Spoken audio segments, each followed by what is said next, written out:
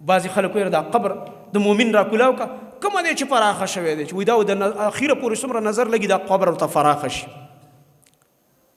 او دې کې خوشحالیاني موږ وایو پرېږده مړه دا خبرې دا انسان دونه غوندې موبایل جوړ کړی دی وړوکی موبایل دی که نه د فوټونو په حساب هم نه دی ګزونه خو په ځای پرې فوټونو په حساب هم نه دی د سترو په حساب دی او چې تا دې مخې ته نیولی انسان جوړ کړی شی دی او دې کې یو کیمره لګېدلې ده او دې کې یو ډیجیټل سیسټم دی او د دې په وجه باندې تا ته څومره غټ غټ مناظر ښي درته که نه کله پې هغه میچونه ګورې ټورنامنټ او کله پکې یو منظر کله پکې غرونه کله دریابونه کله پکې سو کله د دنیا مختلف سیزونه پکې لګی ته ګورې او په تا اثر کوي که نه کوي په یو تنګ دکان کې به ناستې په یو تنګ ځای کې به داسې ناستې په بړستنه کې ناستې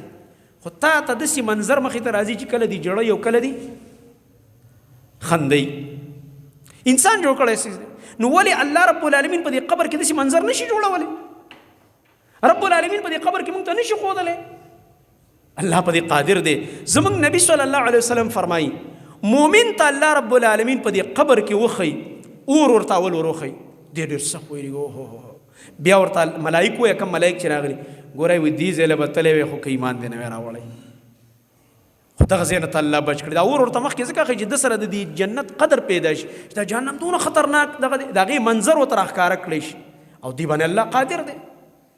چې تا ته اوس په امریکا کې پرون 2 هلیکاپټر او جهاز جنګېدلي د هغې منظرونه لګېدلی تل ته په رشید ګړی کې ګورې په بړستن کې انسان دومره یو ټکنالوژي جوړه کړه امریکې ته وګوره او رشید ګړی ته وګوره او خبره د سیکنډونو ده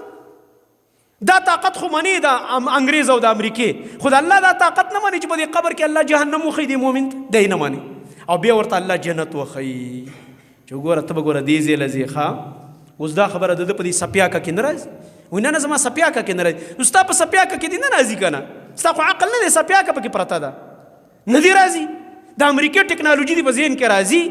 او د الله قدرت دې پکې نه زه څه وکړم زه خو ماله خو ستا چل نه راځي که نه د امریکې طاقت خو منې چې ګوره هلته ویډیو وشه په سیکنډونو کې دلته مونږ ګورو لا یو شروع ده او دلته یې مونږ ګورو د هغه امریکې منظر دلته په کوټه کې ګوري دا منې خو چې الله وایي زه دې مؤمن ته ښیم نه مړه دا وایي څه سمجھ کې نه راځي آفرین بر علم غلام جان ستا به د علم دی آفریني شاباش ناشنا علم دی د الله قدرتونو ته خپل د عقل کیمرې مه فټ کوه والله دا د کفر او د زندیقت او د الحاد لارې دي چا چې قرآن او حدیث ته خپله د عقل کیمره فټ کړې ده دا د ایمان نه دنګېدلی دی دا د دین نه دنګېدلی دی